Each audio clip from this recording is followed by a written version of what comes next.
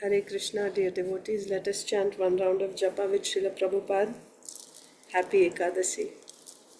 Namo Om Vishnupadaya Krishna Preshtaya Bhutale Srimate Bhakti Vedanta Swami Niti Namine Namaste Saraswate Deve Gaurvani Pracharine Nirvishesha Shunyavadi Paschatya Deshatarine Jai Sri Krishna Chaitanya Prabhu Nityananda Sri Advaita Gadadhar Srivasadi Gaur Bhakta Vrinda Hare Krishna Krishna Krishna Hare Hare Hare Ram Ram Hare Hare Hare Krishna Krishna Krishna Hare Hare Hare Ram Ram Hare Hare Hare Krishna Krishna Hare Hare Ram Ram Hare Hare Hare Krishna Krishna Krishna Hare Hare Ram Ram Hare Hare Hare Krishna Krishna Hare Hare Hare Ram Ram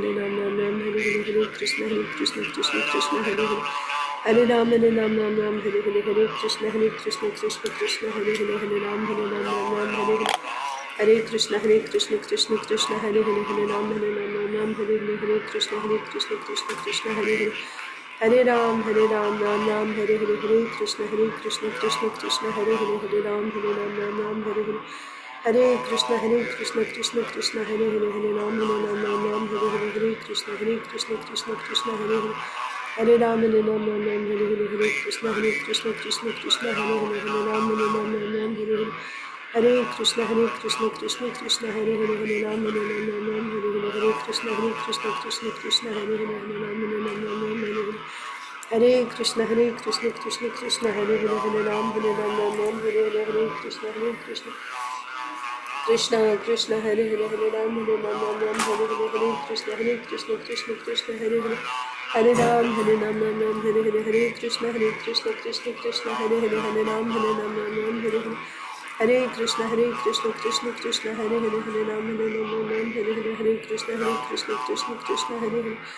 Ram Hare Krishna Krishna Hare Hare Hare Ram Hare Hare Krishna Krishna Hare Hare Ram Hare Hare Hare Krishna Krishna Hare Hare Ram Hare Krishna Hare Hare Hare Ram Hare Hare Krishna Krishna Hare Hare Ram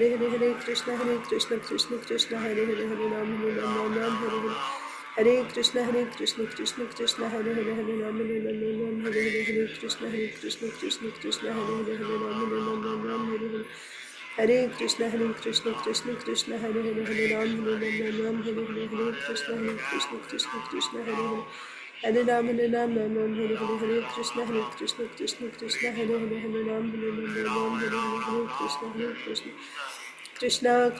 Hare Ram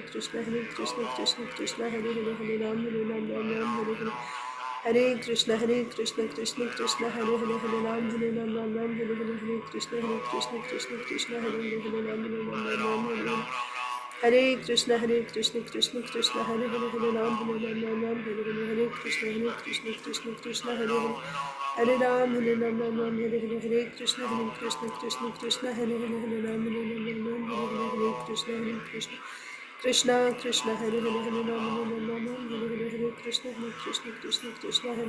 Hare Ram Hare Hare Krishna Krishna Hare Ram Hare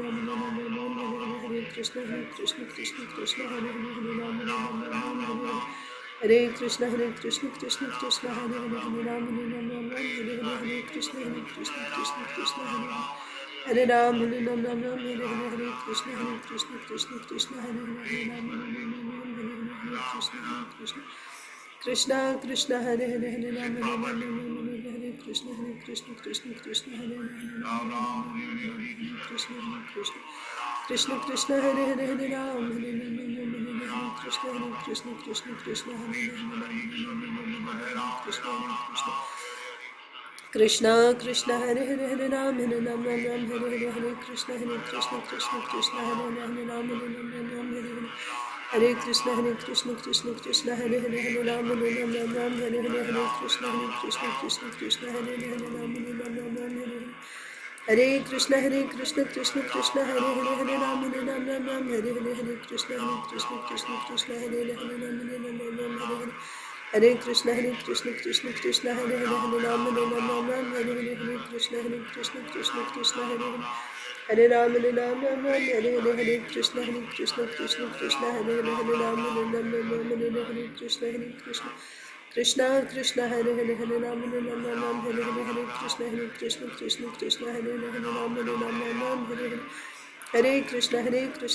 Krishna Hare Hare Hare Ram Ram Hare Hare Hare Krishna Krishna Hare Hare Hare Ram Hare Hare Hare Krishna Krishna Hare Hare Hare Ram Ram Hare Hare Hare Krishna Hare Hare Hare Ram Hare Hare Hare Krishna Krishna Hare Hare Hare Ram Hare Krishna Hare Hare Hare Ram Hare Hare Krishna Krishna Hare Hare Hare Ram Hare Krishna Hare Hare Hare Ram Hare Hare Hare Krishna Hare Hare Hare Ram Krishna Krishna Hare Hare Hare Ram Hare Hare Krishna Krishna Hare Hare Krishna Krishna Hare Hare Hare Ram Hare Hare Krishna Hare Krishna Hare Hare Hare Krishna Hare Krishna Hare Hare Hare Ram Hare Hare Krishna Hare Ram Hare Krishna Krishna Hare Hare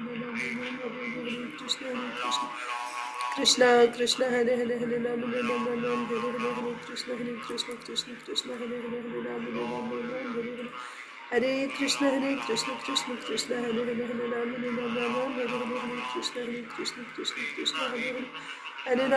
Hare Krishna Krishna Hare Hare Hare Krishna Hare Hare Hare Ram Hare Hare Krishna Krishna Hare Hare Hare Krishna Krishna Hare Hare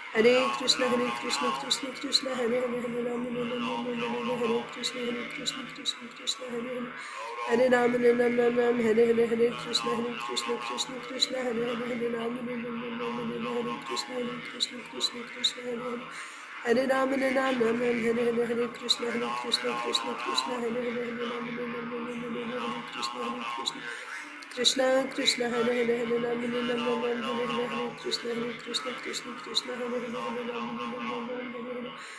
Hare Krishna Hare Hare Ram Hare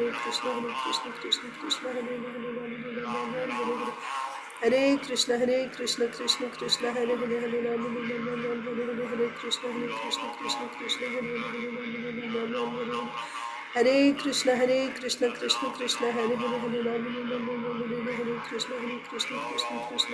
Ram Hare Krishna Hare Krishna Krishna Hare Hare Hare Ram Hare Krishna Hare Krishna Krishna Hare Hare Hare Ram Hare Krishna Hare Krishna Krishna Hare Hare Hare Ram Hare Hare Sri Krishna Chaitanya Prabhu Nityananda Sri Advaita Gadadhar Srivasadi Gaur Bhakta Vrinda Om Namo Bhagavate Vasudevaya Om Namo Bhagavate Vasudevaya Om Namo Bhagavate Vasudevaya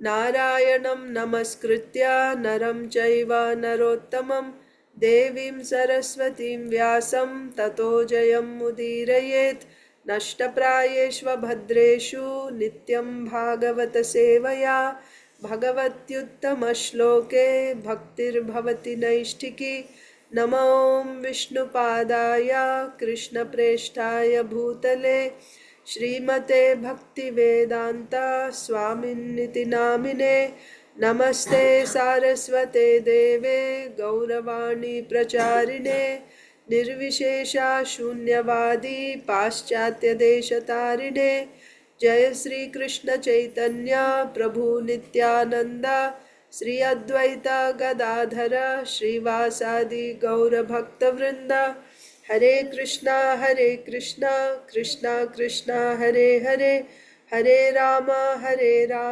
Rama Rama, Hare Hare. Grantharaj Srimad Bhagavatam ki jai, Srimad Bhagavad Gita as it is ki jai, Srila Prabhupada ki jai, Samaveta Gaur Bhakti Vrind ki jai. Om Ajnanatimirandhasya Jnananjana Salakaya Chakshurunmilitam Yena Tasmai Sri Gurave Namaha. Hare Krishna, dear devotees. Welcome to today's Srimad Bhagavatam for All session. Let us recite Bhagavad Gita shloka. We are reciting from Srimad Bhagavad Gita as it is, chapter 15, text 16. Tomorrow is Monday, so we'll be learning a new verse tomorrow. But let's recite 15, 16 today.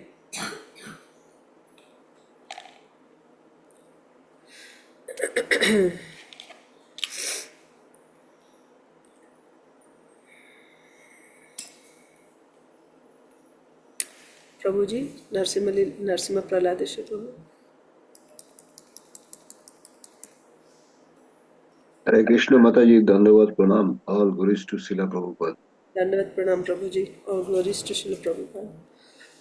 Dau imau purushau loke, sharaschakshara evacha, sharaha sarvani bhutani, kutostho kshara. Translation by Srila Prabhupada, all glories to Srila Prabhupada. There are two classes of beings, the fallible and the infallible. In the material world, every living entity is fallible, and in the spiritual world, every living entity is called infallible. Hare Krishna. Hare Krishna. Rasa Priya. Vimau Purusho Loke Chakshara Shara Sarvani Bhutani Kutastho Kutastokshara Uchit. Kutastho Shara Uttata. Translation. There are two classes of beings, the fallible and the infallible. In the material world, every living entity is fallible, and in the spiritual world, every living entity is called infallible. Yes. Bhagavad Gita 15:16. Dvavimau purushau loke ksharashchakshara evacha ksharaha sarvani bhutani kutastokshara uchyate. There are two classes of living beings, the fallible and the infallible. In the material world, every living entity is fallible, and in the spiritual world, every living entity is called infallible. Let's read Srimad Bhagavatam. We are reading from Srimad Bhagavatam, Canto 10, Chapter 4, The Atrocities of King Kamsa. So, yesterday, it was a coincidence, a divine coincidence.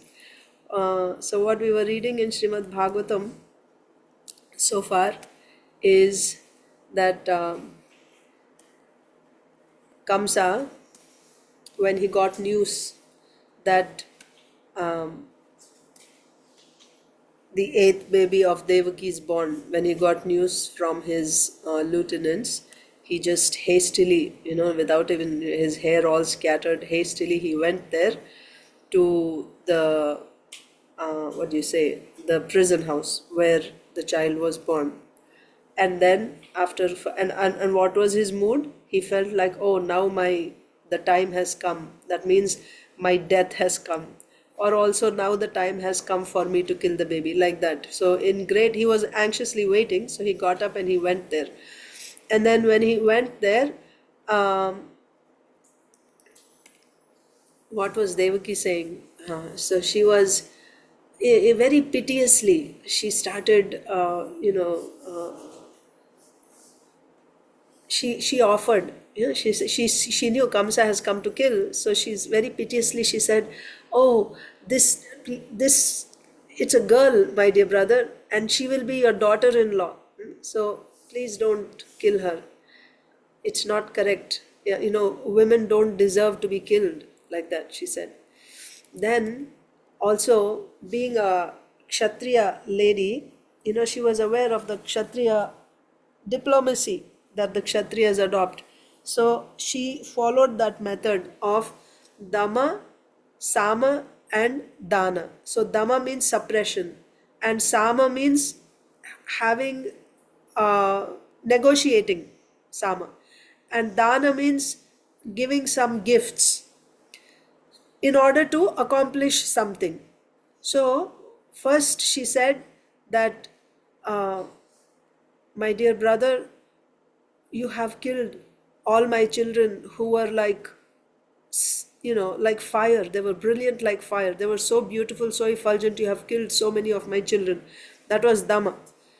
Like pointing out your fault. So by that, she's, suppression, like pointing out the fault. And then, oh, Kamsa may become offended by this. So then she adopted the next principle, Sama. She said, actually, it's my destiny, it's not your fault. You were just an instrument. This was my destiny that my baby should be killed, so it's not your fault. And after this, finally, Dana, she's begging for charity. So she's saying, this last child, let me have this child, right? Give me this child as a gift. And then further on, she's saying why she deserves that gift, that charity, because I'm your younger sister. Huh? Avaraja means younger sister, and I'm very helpless. I'm very poor. Why I'm poor? Because I have lost all my children. Oh master, I deserve this charity because I'm manda, right? I'm a very less intelligent person. I'm very poor. Basically, I'm very yeah, in a pitiable condition. So I deserve this charity. So at least let me have this last girl, last child. Let me keep this. Oh, my dear brother, like this, she begged. So Sukadeva Goswami said that when Kamsa saw her begging like this, there was no effect on him. She was crying. His younger sister was crying. Holding the baby, embracing the baby tightly as if it were her own child, and crying very piteously. Dinavat is said. Why Dinavat? Because actually she was not poor. Dina means poor, but this says like Dina, because her child was still alive. She's crying for another's baby, but her own child is still alive. That is why she is not actually Dina, but Dinavat. For another's child, she's begging very, very piteously as if she was Dina, but in reality, she was not Dina. And another meaning is because she's the mother of the Supreme Personality of Godhead. How can someone who's the mother of the Supreme Lord be Dina? So, therefore, Dinavat. And when she's crying, anyway, piteously, she's crying and begging. But what did Kamsa do? He was chastising her, and he forcibly, with his hand, pulled the baby, separated the baby away from Devaki, that wicked person, Kalaha. Then, after taking the baby, holding the baby by her feet, he just dashed this newborn baby, Jata Matram. Just now the baby was born, and the baby was the daughter of his own younger sister. He caught that baby by the feet, and then apatayach means he smashed that baby against Shila Prishte, that means on the surface of a stone. Why he did this? What happened to his love for his younger sister, his caring feeling?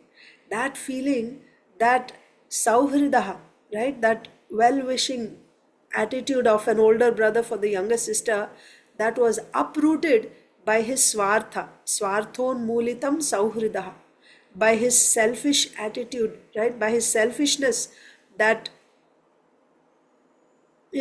being a well-wisher, that feeling of being a well-wisher was uprooted.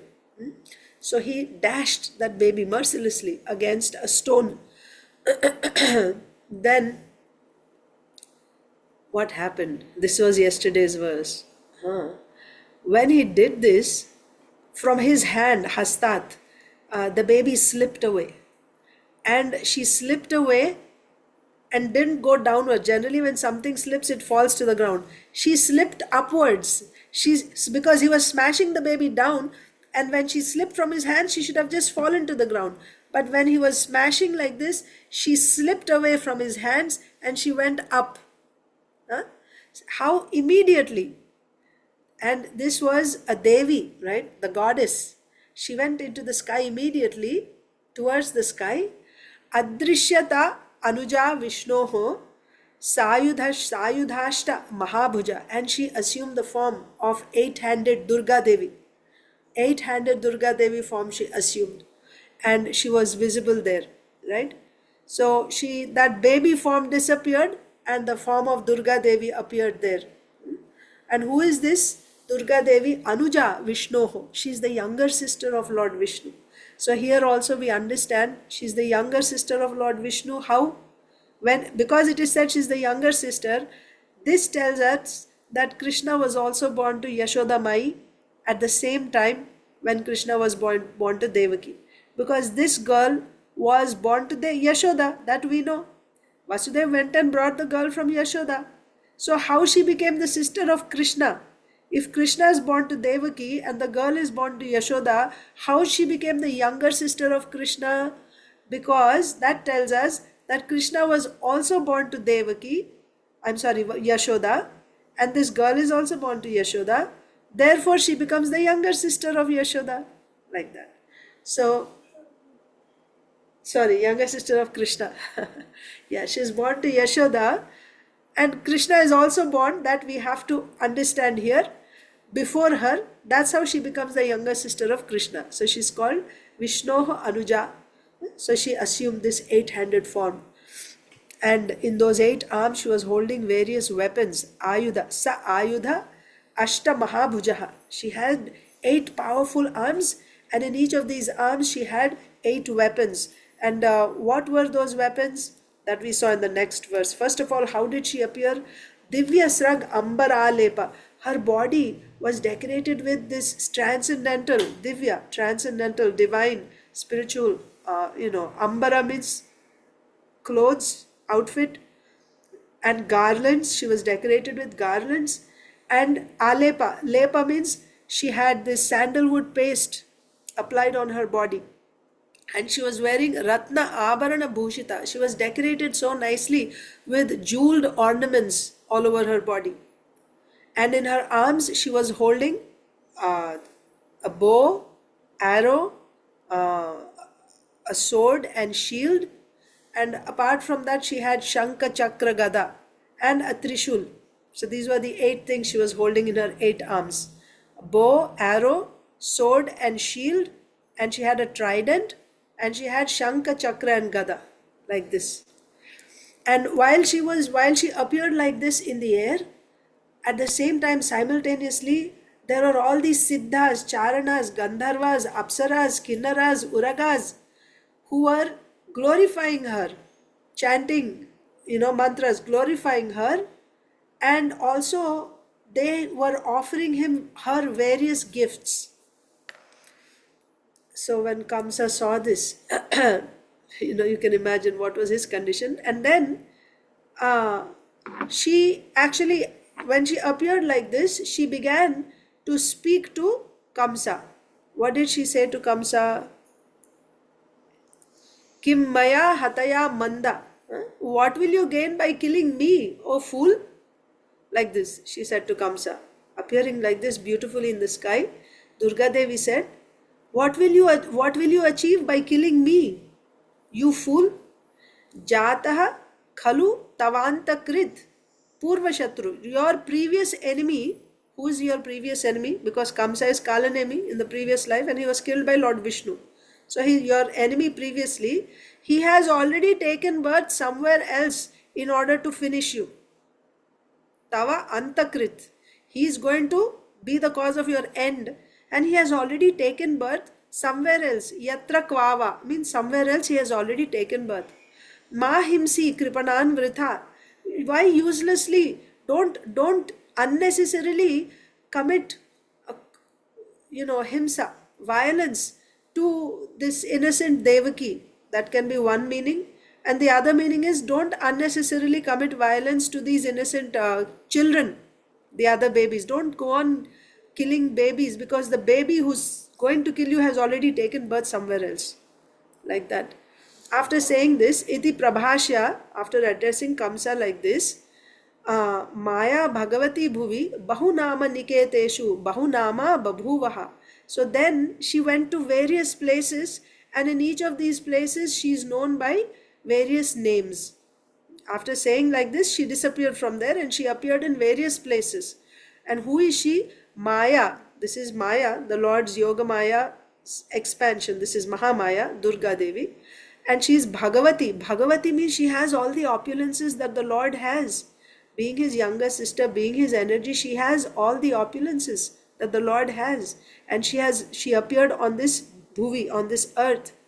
Bahunama Niketeshu, right? With various names she appeared on this earth. Bahunama Babhuvaha, and in different places. What were the places? So Srila Prabhupada explained in the purport. She is known as Kali in Kolkata, then she is known as Bhadra Kali, and then she is known as Bhadra in Ahmedabad, and Annapurna, and like this various names. She appeared in Varanasi. We can actually say what were the names, places where she appeared. So she's in Calcutta as Kali, in Bombay as Mumba Devi. That's why Mumbai. Bombay, Mumba Devi. In Varanasi, she's known as Annapurna. In Cuttack as Bhadra Kali. In Ahmedabad as Bhadra. Like this. She appeared in various places. Also there Srila Prabhupada explained how there are two types of worshippers in this world. The Supreme Lord's worshippers are called Vaishnavas, and his sister or his Shakti, this Yoga Mahamaya's worshippers, are known as Shaktas. But what is the destination of Vaishnavas and the destination of Shaktas? And who worships the Lord and who worships the energy? Those who want their material desires fulfilled, they worship energy, the Shakti, and they are called Shaktas. And the destination is they will have to take birth again and again in this material world. They cannot get liberation. And Vaishnavas worship the Supreme Personality of Godhead, and they only want service. As we were reading in Chaitanya Charitamrita, in Sarvabhauma Bhattacharya's, he didn't like the word mukti in Bhagavatam, so he changed mukti pade to bhakti pade. Why? There he explains, when Mahaprabhu asked him, why you changed it like this, what is your intention? So there Sarvabhauma Bhattacharya explained that devotees don't even want mukti. They don't accept mukti. Kaivalyam narakayate. For them mukti is worse than hell. And even other types of mukti, what to speak of Sayujya mukti, even other types of mukti they don't want. So if they don't want mukti, will they ask for material results? No, they don't. Whereas the worshippers of Shaktas, they want material happiness, material results. So their destination is they'll come again and again in this world to enjoy material results. And when they run out of those material, because material results is like getting cash, right? You have credit, you spend it. After you spend it, now finished, your balance is zero. Once again, you have to worship, you have to perform pious activities, so on and so forth, like that. So this is karma. Worship of demigods is karma. Worship of the Supreme Lord is bhakti, especially when you do it only for the sake of service. So because these devotees only want service, then they go to the spiritual world to be with the Lord, to render service to the Lord.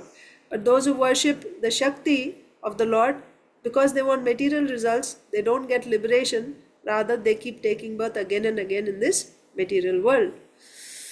So, that's what Srila Prabhupada explained. Tyaktva deham punarjanmanaiti. Right? They don't have another birth. The worshippers of the Lord don't have another birth.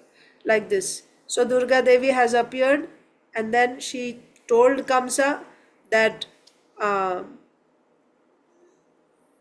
person who's going to kill you is already born. Stop torturing this innocent Devaki, or you can stop killing these innocent babies. Like this. After saying this, she disappeared from there, and she went to various places on the earth where she is worshipped by different names. What happened after that? Text 14. Taya bihitam akarnya kamsaha parama vismitaha devakim vasudevam cha vimuchya prashrito bravit. Translation, Narsimha Praladesha.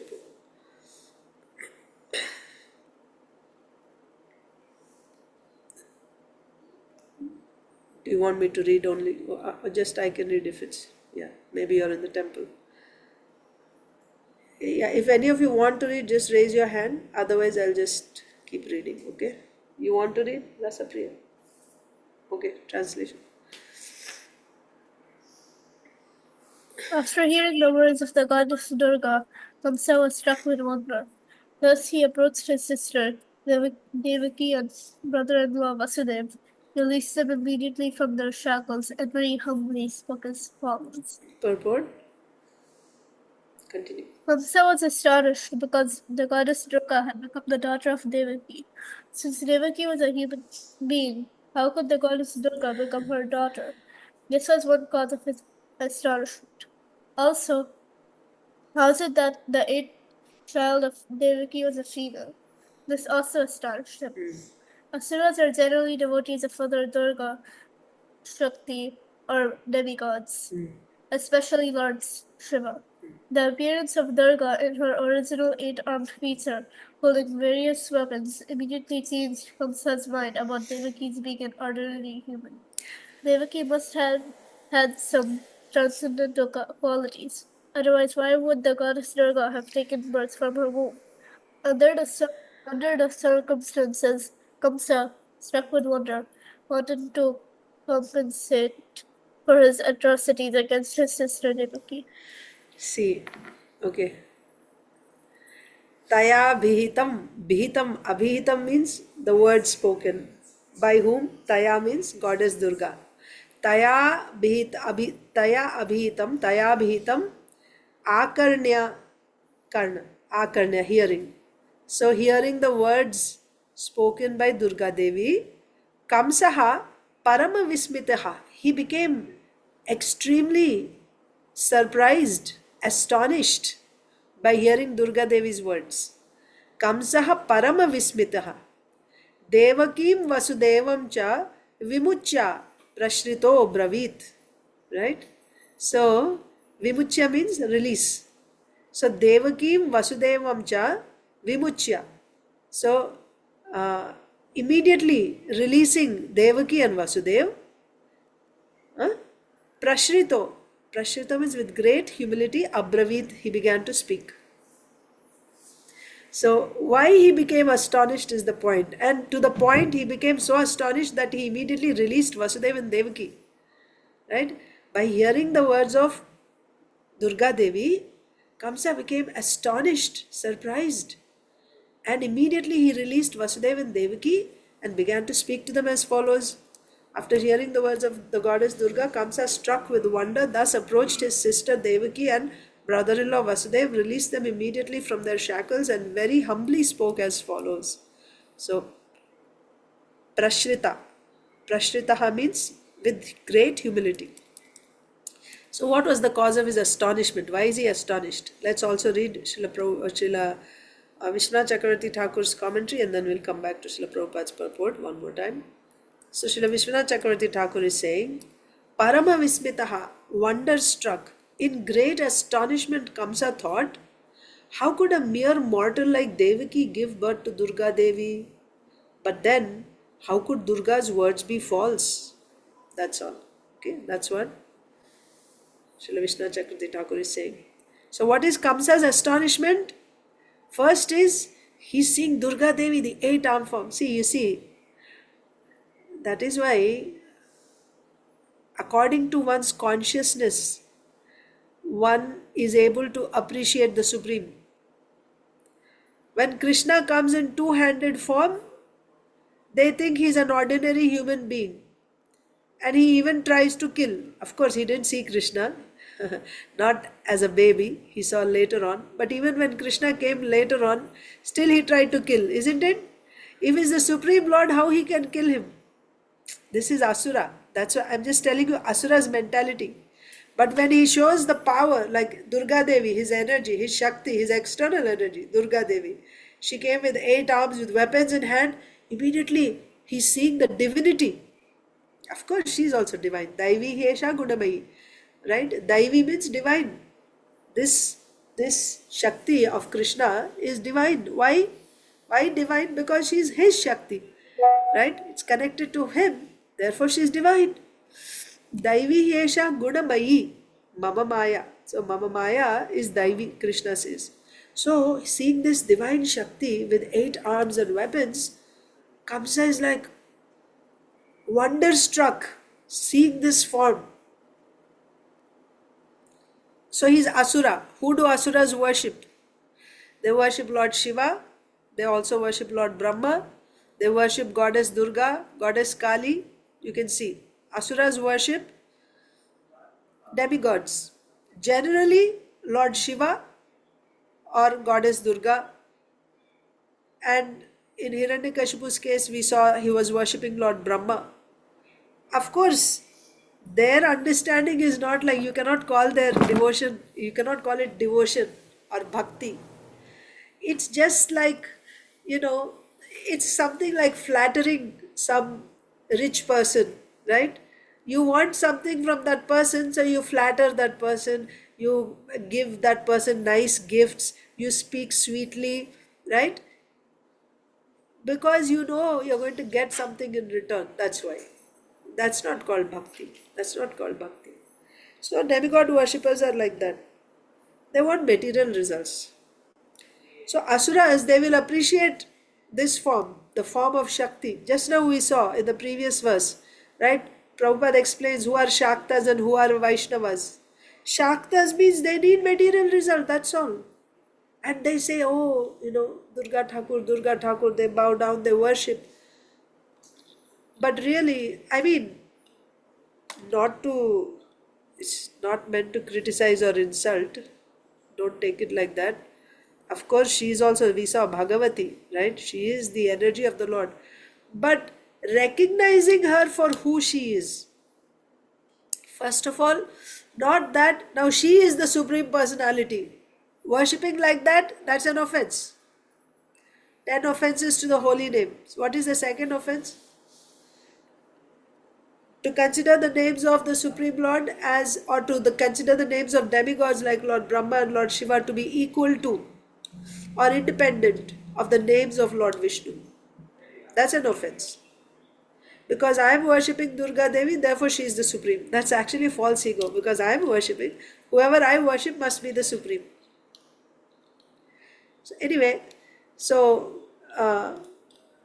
but if somebody is worshipping Durga Devi as a servant of the Supreme Lord, Vaishnavi Devi, right, then devotees also, they bow down in front of Durga Devi, because recognizing her as the sister of the Supreme Lord, right, Durga Devi.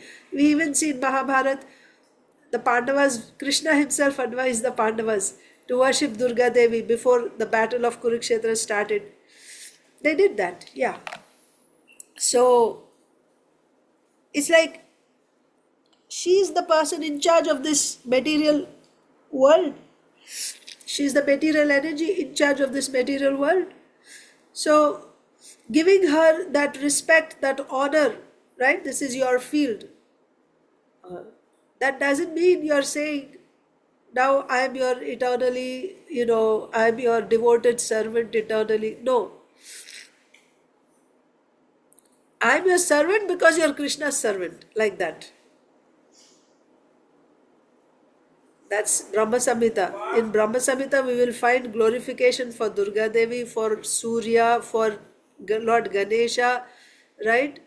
You find glorification, Lord Shiva.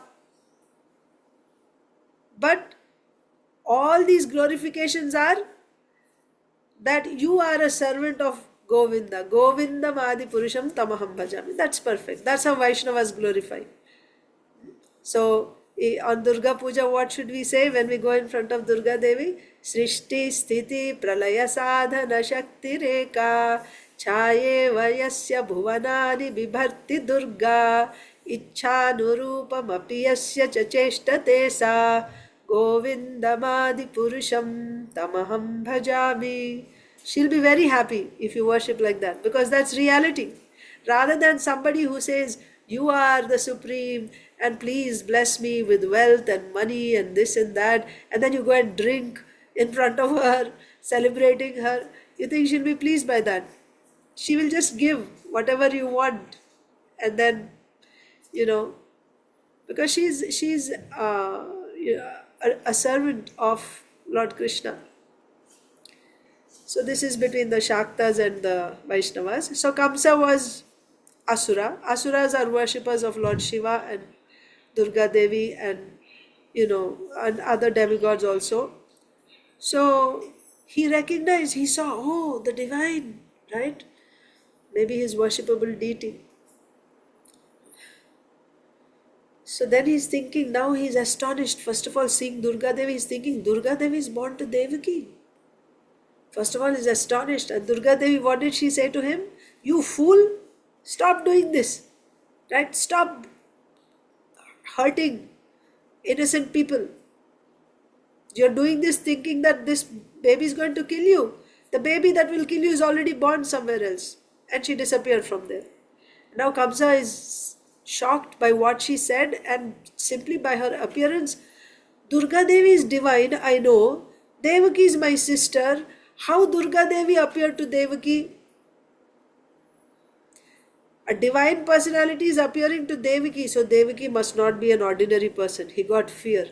So immediately he released Devaki and Vasudeva. He didn't recognize this. He didn't do that when he saw Devaki pregnant with Krishna. There also he saw, isn't it? He didn't see the baby after birth, but he saw when Devaki was smiling, she was effulgent. He could tell that this must be Vishnu. But at that time he didn't think, oh, my sister is so divine, I should release her immediately. She's not an ordinary person. Why he didn't think like that? Because he's Asura. His only thing was fear in his heart. He was struck with fear at that time. And he still saw Lord Vishnu as his enemy and he was going to fight and kill Lord Vishnu. But now when he saw Durga Devi and he's thinking, oh, my Devaki is not an ordinary person. So he released her immediately. So how can Durga Devi, so what does Srila Prabhupada say? The two causes of Kamsa's astonishment are, since Devaki was a human being, how Goddess Durga came as her daughter? This is the first one. Second one is, Devaki's eighth child is supposed to be a male, right? I mean, where do you hear? It actually doesn't say. It doesn't say in the Akashvani that Suta, her eighth son will kill. It's not said like that. Eighth Garbha will kill is said. That means the eighth embryo. The eighth embryo of Devaki, when it takes birth, that is going to kill you. Or the baby born from Devaki's eighth pregnancy. Like that. So the gender was not mentioned. But it was obvious. Where do you see women going into the battlefield and fighting like armies of women? Do you ever hear in the history, even on the demon side, Rakshasa's side, it's the men who go in the field and fight. But as I said the other day, women, Kshatriya, especially Kshatriya women, they are also trained for self-defense in case of emergency. Because they are Kshatriya family members after all. So they have that training just for emergency. It's interesting. Yesterday, I just came across, Rasapriya was showing me, there was a tour of Srila Prabhupada's room in Vrindavan, where Srila Prabhupada stayed in Vrindavan. So there was a video about the tour of that house where all Srila Prabhupada's paraphernalia are still there. So there they showed a diary. Diary means like a handbook of Srila Prabhupada, handwritten. So I think in 1970, I forget which year, Srila Prabhupada had an interview with Indira Gandhi. He got an interview. So before going for that interview, Srila Prabhupada noted down what were the points that he wanted to speak with her. So those in his handwriting, the points were listed.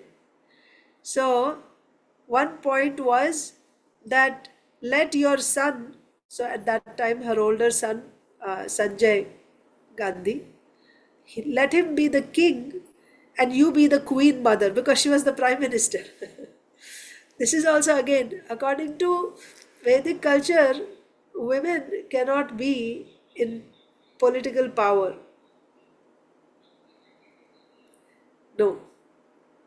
So, Srila Prabhupada in the list was that she was already in power. She was the prime minister, and he's saying, let your son be the king and you be the queen mother. That means you'll be there to advise and guide, but actually the king, the ruler, will be your son. Just like Shivaji and his mother, right? Jijabai, like that. So I thought that was very interesting. And the other thing was, he said, no cow slaughter should be allowed in the country. It should be completely prohibited. No cow slaughter. And actually, after this, it was Indira Gandhi who uh, passed the she gave sanction for cow slaughter in India, and then it started. There were other points there, like Srila Prabhupada talking to the government, how the government should be ruled. One more thing was that all the, the officials, right? They must be attending kirtan 3 times a day. So when you go to the parliament, right, you should have a program where 3 times a day you should be performing kirtan. All the whoever, officials there, everyone. How nice. Huh? So if it is like that there, then that means if the rulers are Krishna conscious, you can expect good rulership and, order and progress. And progress, what is real progress? Spiritual progress is the real progress. You can expect that in the country. One more thing was, just there should be no religion. Srila Prabhupada says there should be no religion allowed in the country except Bhagavad Gita. Prabhupada doesn't say Hinduism or Christianity or Islam or anything. Bhagavad Gita. There's only one religion that should be allowed in the whole country, that is Bhagavad Gita. See. And with that is Srila Prabhupada's mood. And that's how he preached all over the world. And people from different faiths, different countries, different languages, they accepted Krishna consciousness. Because that was his stand. You are a part and parcel of the Supreme Personality of Godhead. These are the instructions of the Supreme Lord. Bhagavad Gita. The Supreme Lord is Bhagavan, he is Krishna. That is also given. These are his instructions, and these instructions are meant for all living entities. So like that. So here also, so I was saying that this Akashvani didn't say that 8th boy will kill. 8th Garbha was said. But it was a Vedic society, it was understood who will kill. Eighth baby means a male child only will kill, right? The boy will fight and kill. He didn't expect, nobody expected a girl. And by the way, it was a boy. Krishna was born. But he was astonished, right? When he came to kill, at that time we didn't hear so much about his astonishment. Now he's thinking, how Devaki gave birth to a girl. The 8th child of Devaki is a girl. That was one astonishment. The other astonishment was, and also the 8th child is a girl, and Akashvani said that the 8th child is going to kill me, and Durga Devi is saying the one who will kill me is born somewhere else. What is this? But the first point, that Durga Devi is born to my sister must not be an ordinary person, she must be a divine personality. So immediately he released Vasudevan Devaki. Like that. Devaki must have had some transcendental qualities, otherwise why would the goddess Durga have taken birth from her womb?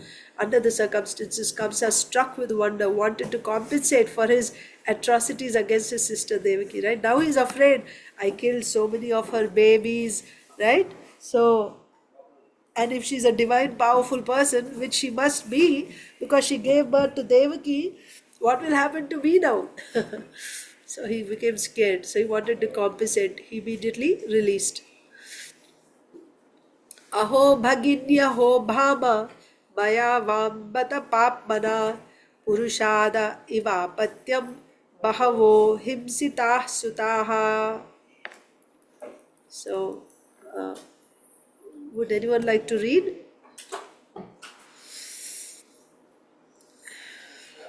Yes, Hare Mataji. Krishna Mataji. Yes, Mataji. Hare Krishna. Please Translation. accept my humble obeisances, Mataji. Please accept my humble obeisances. All glories to Srila Prabhupada. Jai Shri Prabhupada. Translation. Alas, my sister, alas, my brother-in-law, I am indeed so sinful that exactly like a man-eater, Rakshasa, who eats his own child, I have killed so many sons born of you. Purport. Rakshasas are understood to be accustomed to eating their own sons, as snakes and many other animals sometimes do. At the present moment in Kali Yuga, Rakshasa fathers and mothers are killing their own children in the womb, and some are even eating the fetus with great relish. Thus, the so-called civilization is gradually advancing by producing Rakshasas. Yeah, amazing. I mean, amazing means unbelievable. We are completely, I don't know, I can say, I was completely unaware of all these things, because we live in our protected environment in the association of devotees practicing Krishna consciousness by Srila Prabhupada's mercy, right? Eating food which is offered to the Lord as Krishna Prasadam, you know. But so many sinful activities, terrible things are happening in the world at every moment while we are here chanting, practicing our Krishna consciousness. So many sinful activities are happening in this world, and so many people are being, they're suffering. We were reading about the 16th chapter of Bhagavad Gita, the divine and the demoniac natures, in another course. Huh? Actually, yesterday and today, on the weekends, we study that course. So that's what we were reading about the 16th chapter. So all these things were discussed. How uh, the the embryo, the baby, right after abortion, the fetus is sold, and they eat it. They eat that with great relish. Actually, it is said later on in the Kali Yuga, towards the end of Kali Yuga, a time will come, because there is, of course, just telling you how degraded the society is becoming now, and it's going to get even worse as time passes. They will only produce children so that they can eat them. So that means they're going down to animal consciousness, like animals. I mean, snakes. Snakes eat their own children. Sometimes I have seen dogs also do. Sometimes. As soon as the mother gives birth to puppies, uh, after 2-3 days, you see they disappear. I mean, because if she's very hungry and if she's not able to get any food, she just eats her own babies. Huh?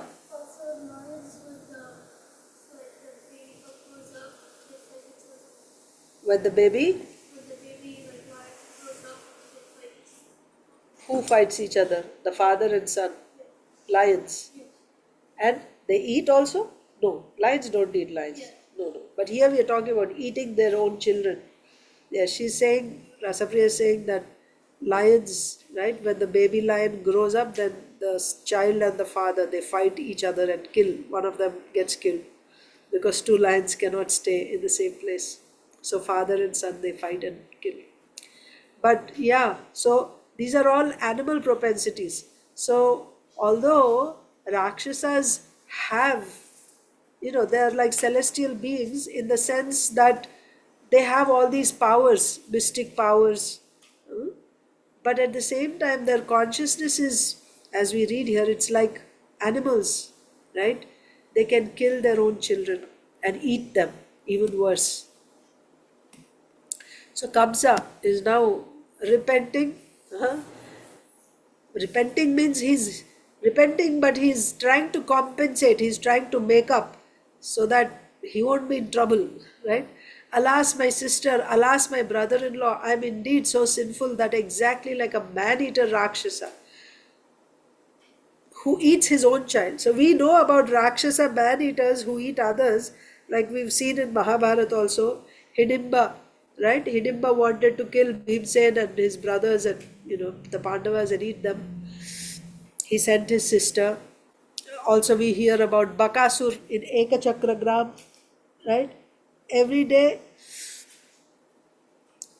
each one member of each family was sent with a cartload of food, and along with the driver, he would eat the driver also. So there are man-eater Rakshasas who eat men, and then we see animals also who eat humans, right? Like lions, tigers, carnivorous animals, they eat.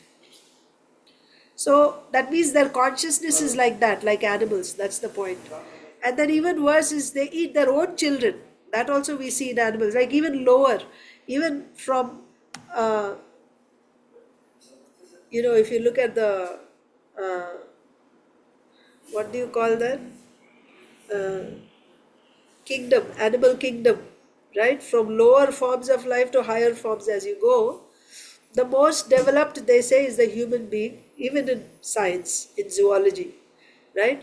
In the animal kingdom, the most developed is human beings, and the lowest is, one-celled organism like protozoans, and then you have, like the bacteria, like that, one-celled organisms, two-celled organisms, like that. You go higher and higher.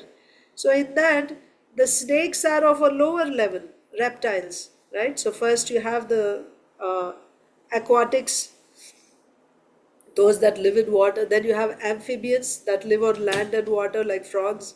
Then you have the reptiles, like snakes, lizards, turtles.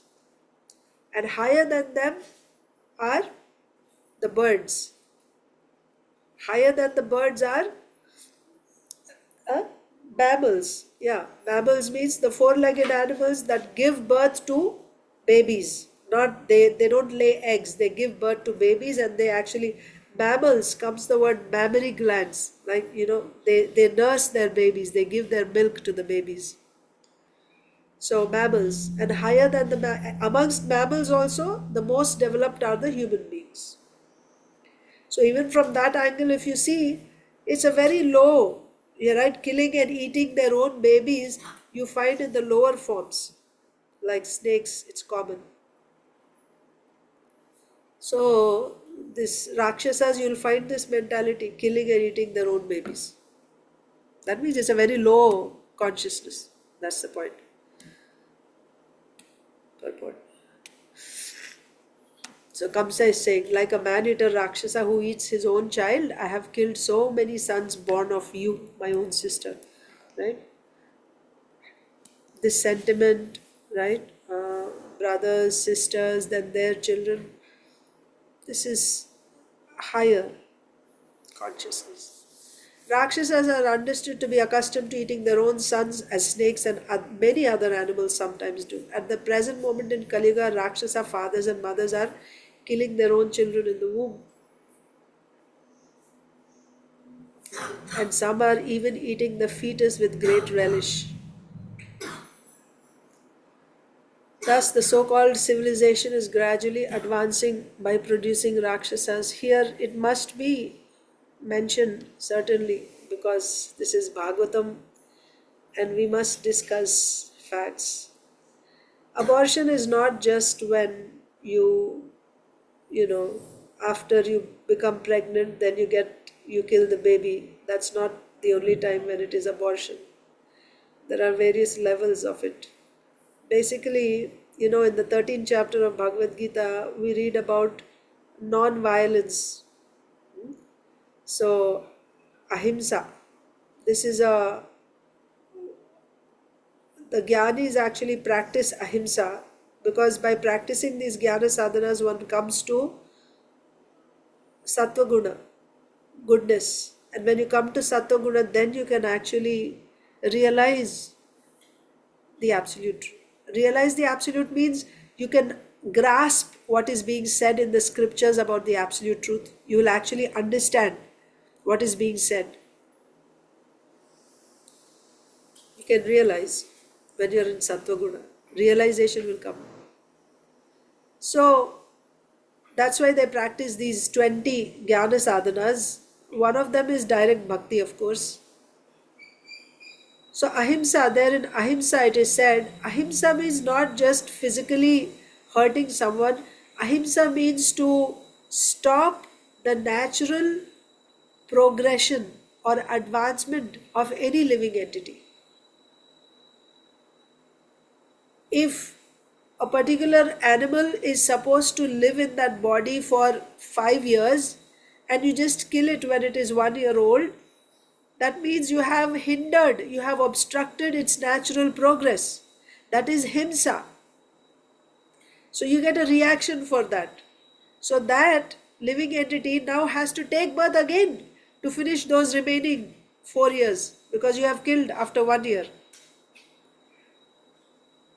But before doing that, first it will take revenge on you, because that's, mam saha means what? Mam saha. That now I am killing you, next you can kill me. Now I am eating you, in my next life you can eat me. That's mamsa. So when someone kills an animal, he is stopping the natural progression of that living entity. Because when you commit some, according to karma, you are put in a particular form. There are 8,400,000 species of life. One of the species you are put, and now from one species to the next species you will be progressing gradually. But if you are obstructed in the middle, it's being delayed. Your progress is being delayed. Anyone who causes another living entity's natural progress to be delayed is also implicated in that. That is sinful. You shouldn't do that. And what to speak of doing that simply for the sake of my taste. And also, one more point is, the more advanced a person, the more responsible he is. That means he is expected to be more responsible. Just like, there's a Brahman, Kshatriya, Vaishya, Shudra. If all 4 of them committed the same crime, the Brahmana's punishment is more severe. Shudra's punishment is less, because Shudra is not so developed. What do you expect from him? Similarly, the human beings are most advanced. This dharma is meant for human beings. It's not meant for animals. And within human beings also you have, those who are uncivilized, living in the jungles. And then you have those from the Vedic society. And what to speak of those who have already heard the Shastra. They know what is to be done, what is not to be done. And still if they do, how much one is responsible, try to understand. So coming to our point, ahimsa means not stopping anyone's natural progress.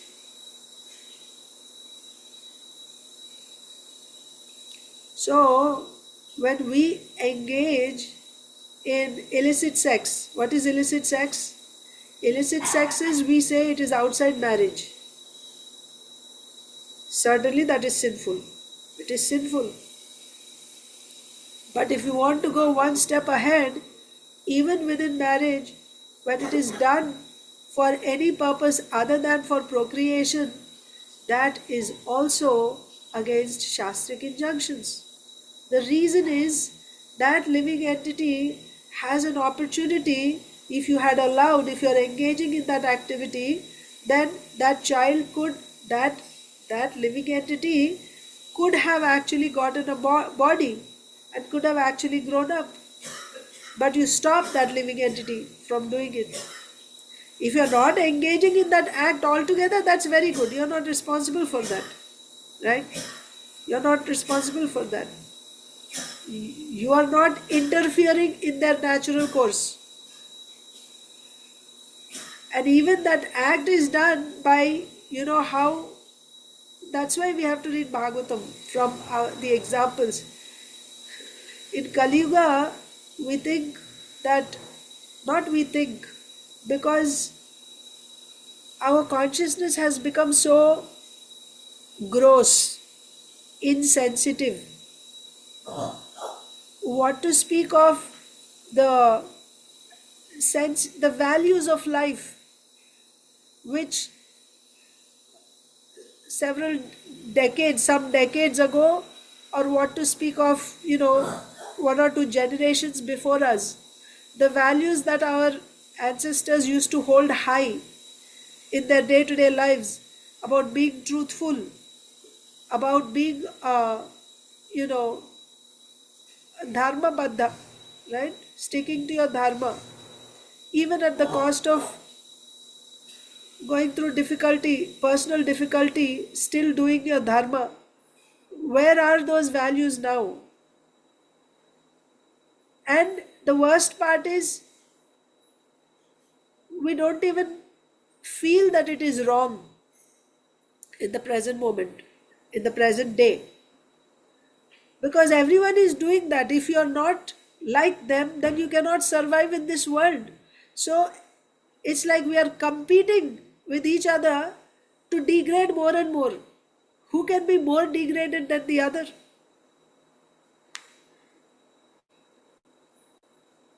And if you're not like that, that means you're a loser. You'll be out of the game. So, how rapidly this Kali Yuga is progressing and how rapidly the consciousness is falling down. And it is by the leaders, it is promoted, it is insisted that you should use all these things for sense The goal of life is what? Sense gratification. Do you ever hear that the goal of life is, coming out of this ignorance of material existence? Do you ever hear in any classes, whether in schools or colleges or in your companies where you get some training, do you ever hear, or even from the government,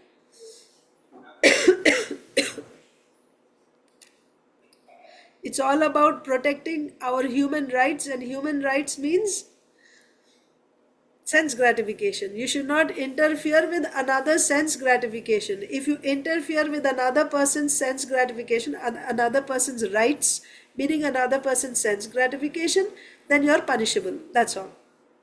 As far as religion, you are free. You can do whatever you like. We don't care. You can be an atheist, you can be whatever, or do or you don't do, we don't care. Is anyone telling you what is the goal of life? That there is a supreme absolute truth that you must worship, you and how dependent you are. All this is said by Krishna in Bhagavad Gita. 13th chapter Bhagavad Gita. Krishna talks about the role of Paramatma. Prakritim Purusham Chaiva. Right? So here Prakriti and Purusha. Purusha means the Jiva who is enjoying the Jivatma, but also Purusha means Paramatma. Paramatma, without Paramatma, but what is that Paramatma's role? This Jivatma is thinking he is enjoying everything. Whereas Paramatma is also called Bhokta. The Jivatma is called Bhokta, but Paramatma is also called Bhokta. But Jivatma is Bhokta in the sense he is thinking he is enjoying. But Paramatma is Bhokta in the sense he is Bharan Karne Wala. He is the one who is maintaining. He is the one who is maintaining. How he is maintaining? To the smallest point. Yesterday I was explaining. I cannot even feel if an ant is crawling on my hand unless Paramatma carries my consciousness. See, this body, what is this body? It's a gross body. There is small Atma. What is the size of Atma? Very, very, very small. So small that you cannot even see it. Okay? Very, very tiny Atma. Jivatma. Right next to this Jivatma is Paramatma. both of them are in the heart.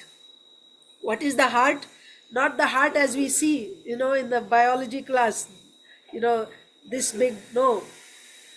Heart is subtle, the subtle body consisting of mind, intelligence, ego, and chitta.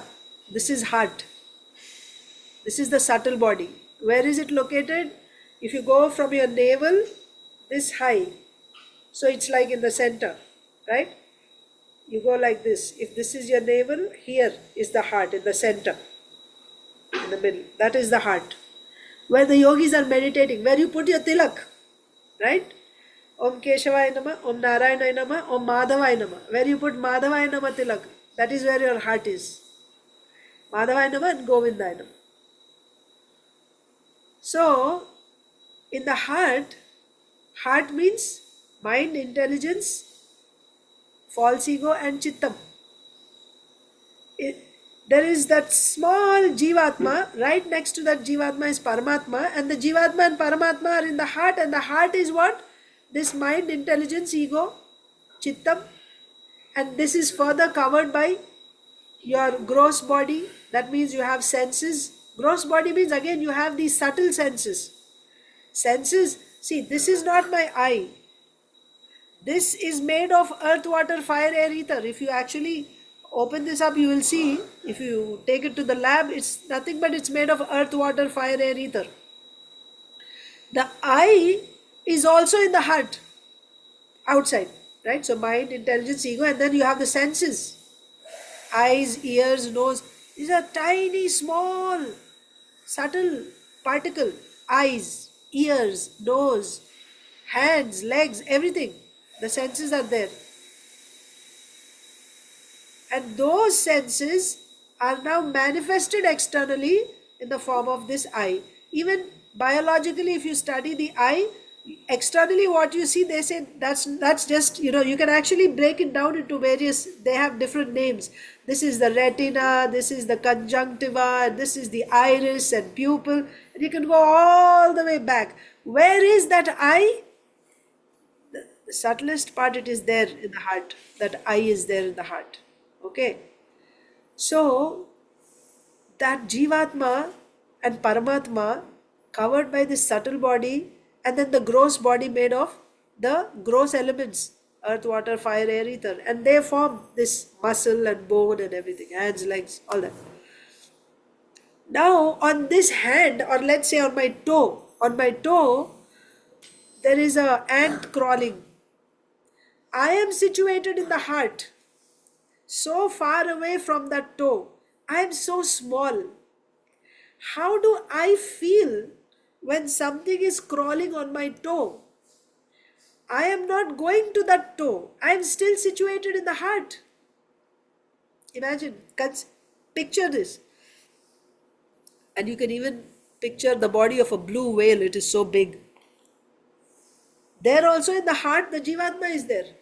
How is this Jivatma feeling what is happening in the body?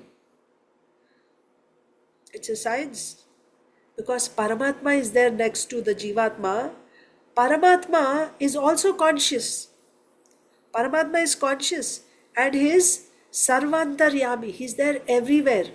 He is Sarva Kshetragya, right? He is conscious of, he is the knower of all kshetras, all bodies, and he is also Sarvantaryami. He is Andantarastha Paramanu Chayantarastham. He is there in this Anda Brahmanda as Garbhodakashayi Vishnu. He is there as Kshirodakashayi Vishnu. In every Paramanu, in every atom he is there. This is the position of Paramatma. He is there in everything. He is conscious of everything. His consciousness spreads everywhere. And that Paramatma is right next to me. What Paramatma does is, his consciousness carries my consciousness. Meaning, I get support from his consciousness. And that my consciousness is only limited to this body. That is also by the mercy of Paramatma only. My consciousness is only limited. As wherever this body ends, I am not conscious beyond that. But I am conscious of this body. But this Paramatma is carrying my consciousness. This also Krishna explains. How exactly? The way air carries fragrance. There is incense burnt in one corner of the room. You smell that incense, that fragrance throughout the hall, throughout the temple room. On the altar, you are burning one incense, but you smell that fragrance throughout the temple room. How? How is that fragrance able to come to your nostril? Air carries that fragrance. Similarly, Paramatma is acting like air. Paramatma means Paramatma's consciousness, because he's conscious of everything. Paramatma's consciousness. So he's carrying my consciousness all the way to wherever my body is there. Otherwise, on its own, the Jivatma is not able to feel. He is not able to spread his consciousness. The Jivatma is not capable. For every small thing, we are completely dependent on Paramatma, and he is there right next to the Jivatma. So, this is our dependence on Paramatma. Why we were discussing this? About Bhagavad Gita, right? Everything is explained. The Lord is giving us all this knowledge in Bhagavad Gita, and but we have we have become so gross, right? So dull, uh, that we are becoming more and more, we are only receptive to the gross things. The subtler things we are not able to understand, right? But all knowledge is there in the Lord is giving us that knowledge. All help is available in Bhagavad Gita. How dependent we are on Paramatma. So this is the point. How dependent we are on Paramatma for even the smallest thing, but still there is no education about Paramatma. There is no education about who I am. Huh? Since we wake up in the morning until we go to bed at night, it's all about how to earn money, how to enjoy after you earn with that money, how I can enjoy in various ways, feed my various senses, eat something palatable, watch something, and something that, what do you say, stimulates my mind and intelligence. That's it. And then another day. And for that, you work hard all day long, and life goes on like this, and then life is finished finally. Where is this education?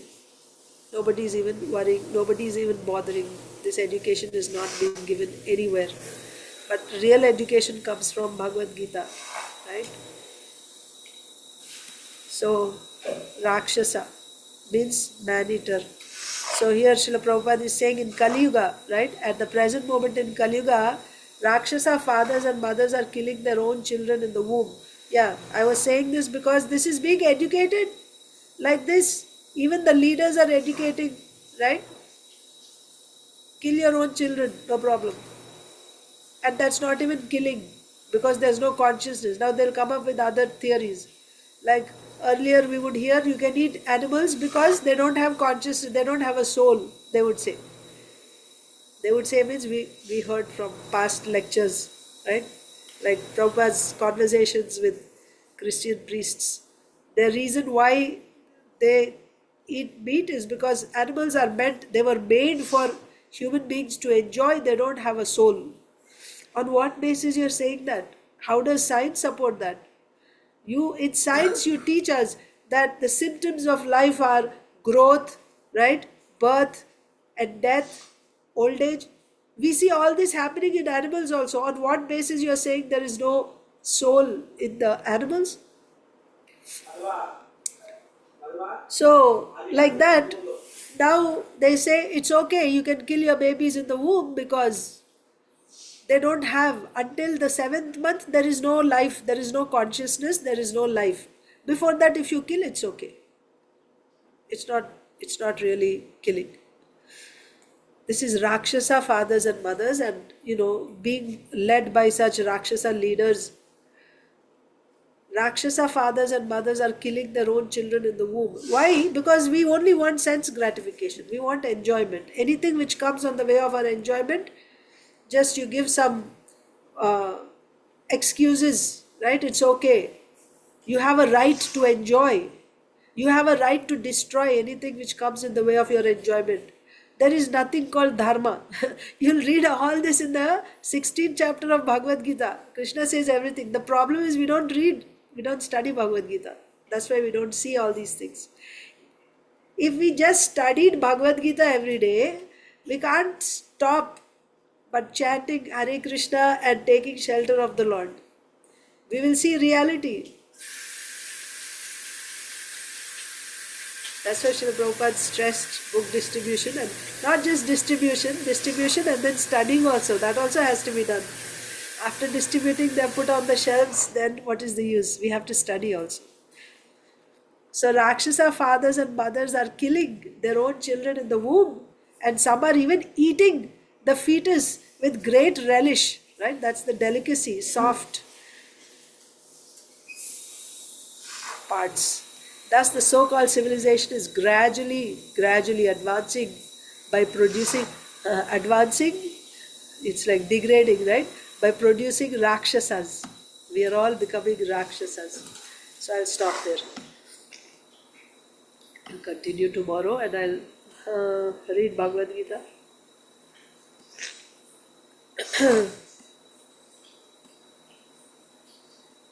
Srimad Bhagavad Gita as it is, chapter 2, text 64.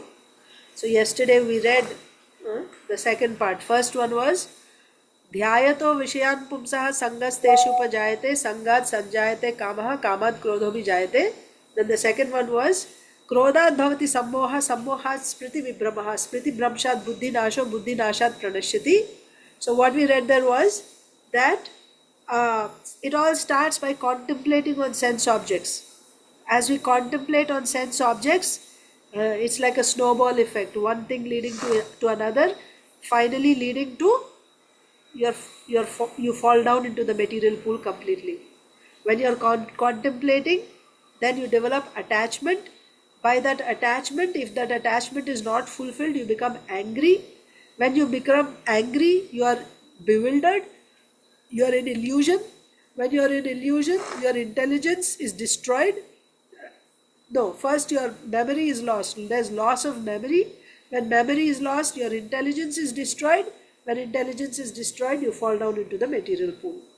So then how to deal with this? So it all started with the mind contemplating on sense objects. Why did the mind even contemplate with the sense objects? Because the senses came in touch with the sense objects first. Isn't it? I saw something, right? I saw maybe a diamond necklace in a showroom and I thought, wow, it is so nice. And I went home and I cannot stop thinking about that, right? And then after thinking about that, next time thinking, I'm imagining myself wearing it and looking so pretty and this and that. And then in this way, my attachment is getting stronger and stronger and stronger. Now I just want it at any cost. So let's see what happens next. Text 64. Please repeat. Ragadvesha vimuktaistu Vishayanindriyaischaran Atmavashyairvidheyatma Prasadam madhigacchati. But a person free from all attachment and aversion and able to control his senses through regulative principles of freedom can obtain the complete mercy of the Lord. So what is the theme here? This yogi, he's endeavoring to control his senses and his mind so that he will attain Brahman. That is his goal. That means he will attain the absolute truth. And but meanwhile, his senses are running towards sense objects and the mind is also thinking about them and he keeps falling down. Okay? So one verse said, Tani sarvani samyamya yukta asita mat paraha. So one who is absorbed in the Lord, he is only able to control these senses, it is said. So then we heard how these two verses, how by contemplation he develops attachment and finally he is in the material pool. He falls down. You can connect that here and bring it here if you want. If this is too long, just connect this here and you can connect it. But a person free from all attachment and aversion. One more point here. Aversion. We think attachment is bad. Aversion is just the other side of the coin of attachment. Like in a coin, you have heads and tails. So one side is attachment, the other side is aversion. When you say I am averse to something, it only shows the other side of attachment. That's also not good. Being averse or being attached, being hateful or being attached, both are coming from the same seed. So, a person free from all attachment and aversion and able to control his senses through regulative principles of freedom. So, this is important. Whether you, again, it's like dharma, right? You have regulative principles that you're supposed to follow. These are the rules. Whether it gives you happiness or distress, it does not matter. You have to do it. By doing that, you will actually transcend the material conditions. So there are regulative principles to control your senses. Because senses are going to sense objects. So there are some regulative principles you have to follow to control your senses. We have basic 4. No meat eating, no illicit sex, no gambling, no intoxication. Even if the senses ask, I don't give them. This is my regulative principle. By doing this, you can actually get the mercy of the Lord. Purport. It is already explained that one may externally control the senses by some artificial process, but unless the senses are engaged in the transcendental service of the Lord, Matparaha, right? Unless the senses are engaged in the transcendental service of the Lord, there is every chance of a fall. Although the person in full Krishna consciousness may apparently be on the sensual plane, because he's also working with his senses. He's eating prasadam, right? He's seeing the deity of the Lord. So his senses are also acting. So externally it may appear that the person in Krishna consciousness is apparently on the sensual plane. Because of being Krishna conscious, he has no attachment to sensual activities. The Krishna conscious person is concerned. So see, just like when you eat prasadam, that is also on various levels, right? So someone who is really Krishna conscious is tasting Krishna. He's tasting Krishna in that prasadam. So he's not getting implicated by that sense pleasure, you understand.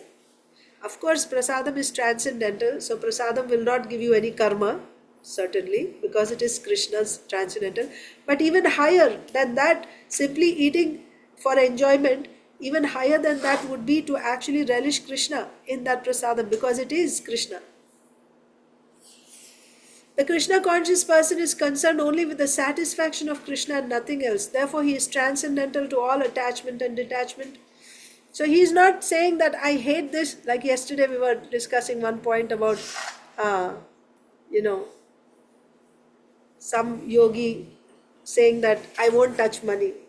And Srila Prabhupada takes a picture that, you take my picture, that I'm taking all this money.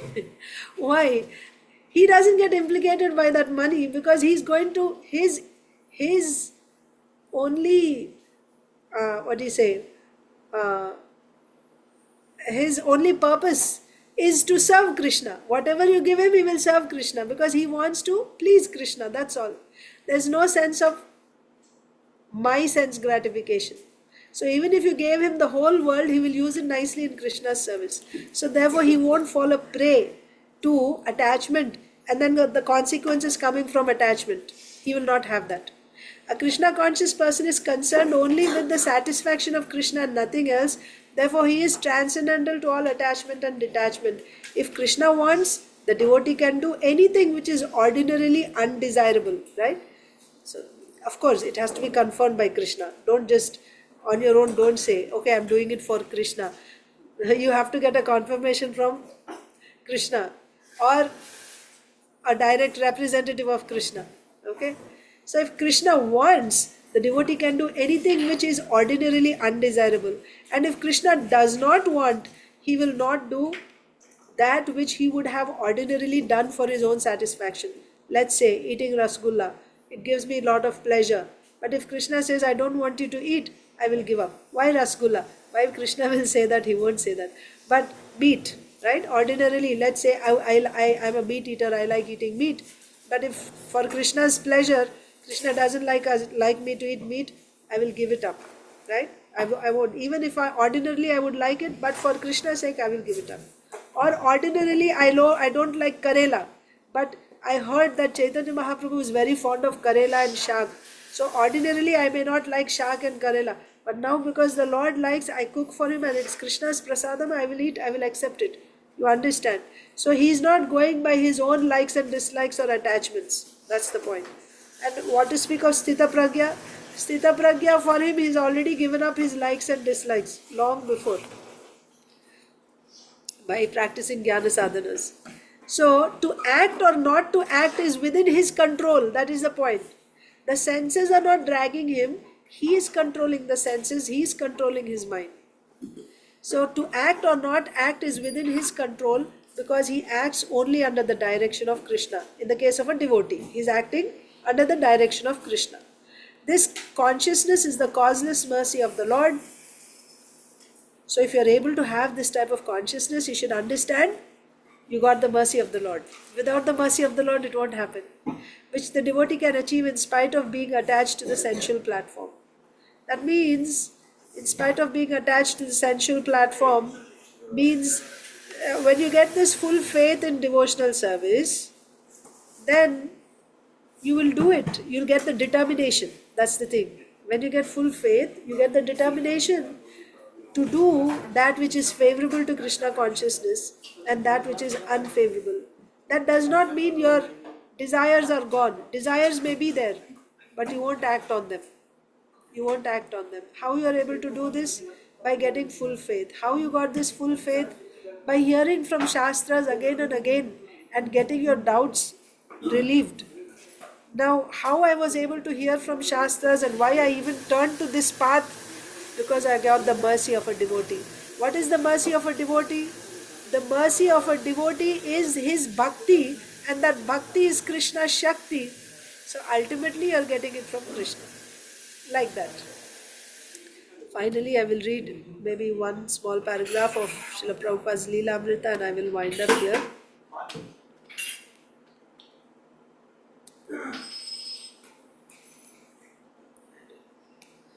Srila Prabhupada Leelamrita, we started the 14th chapter yesterday, planting the seed. Or 19th chapter, sorry. The temple room, what did we read yesterday? Yeah, just how the location was outside the 22nd Avenue. So you know, outside we have the storefront. In the middle there is a courtyard where there's a garden and some bird sanctuaries and trees. And behind was Srila Prabhupada's apartment, like that. And then, but the thing was, because Srila Prabhupada's activities, each room, he would do certain activities in each place. Like he had 2 rooms, so in this room he would be doing his translation, in another room he would be. So based on his activities, the room itself had that, that spiritual flavor. Each room had its own flavor, and even outside the temple. The temple room was his kirtan and lecture hall. The lecture was always serious and formal. When there's public, the lecture was always serious and formal. Even from the beginning, when there was no dais and he had to sit on a straw mat facing a few guests, it was clear he was here to instruct, not to invite casual give and take dialogue. It's not like a socialization and having a, just a conversation. No, lecture means it was a lecture, serious talk. Questions had to wait until he finished speaking. So first he will present what he wanted to say. There's no interruption in between. After he finished, then they could ask questions and then they could have discussion. But when he was speaking, it was serious. The audience would sit on the floor and listen for 45 minutes as he delivered the Vedic knowledge intact, always speaking on the basis of Vedic authority, quoting Sanskrit, quoting the previous spiritual masters, delivering perfect knowledge supported with reason and argument, while contending with noises of the street. So meanwhile, while Srila Prabhupada is speaking so seriously, there's so much noise on the street outside. Children playing and screaming, cars driving by, honking. This is New York, right? So his voice had to, you know, be above that noise. So, contending with noises of the street, he lectured with exacting scholarship and deeply committed devotion. It appeared that he had long ago mastered all the references and conclusions of his predecessors, because in every line that he would speak, he's actually quoting. So, it appeared that he had mastered all these references and conclusions of his predecessors and had even come to anticipate all intellectual challenges. Like when he would speak, it was as if he knew what type of questions would come up, right? And he was prepared for all of them. Srila Prabhupada ki jai. Thank you so much. Happy Ekadasi. All of you have a wonderful day in Krishna consciousness. Hare Krishna.